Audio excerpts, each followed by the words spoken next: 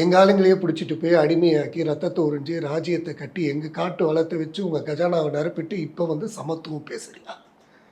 இதான் டைலாக். நான் பார்த்துட்டு மணிக்கணும் இருப்பேன். டேக்கு தலைவா டேக்கு. இப்போ இது என்ன டைம்ல?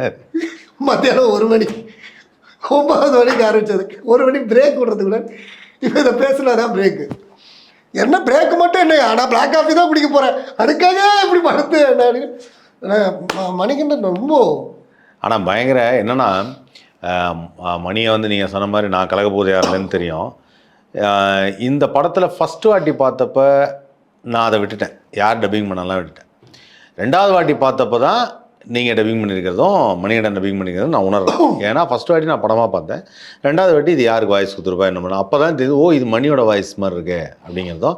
ஓ வாய்ஸ் அப்புறம் ஸ்ட்ரைக் ஆகிடுச்சு, ஆஹா இது கீர்த்தி பூபா அப்படி. வயசுக்காவது கொஞ்சம் மரியாதை கொடுக்க. அந்த டைலாக் எப்படி அது என்ன சொல்றது, ஆக்சுவலாக அது வரைக்கும் ஃபுல்லாக காமெடியாக தானே போயிட்டு இருப்பேன். ஆமாம், இவன் அடிக்கிறதுக்கு வந்துடுவான், உள்ளே போய் பேசலாமே அப்படின்னா, இங்கே தான் வயசுக்கு அது கொஞ்சம் மரியாதை கொடுப்போம் பேந்துரா அப்படின்ட்டு பேசியிருப்பேன். அதை பேசும்போது ஏடிஎல் சார் காமெடியாகவே கேட்டு அது நீங்கள் ஃபீல் இல்லை, அது கரெக்டான எமோஷன் இல்லை அது.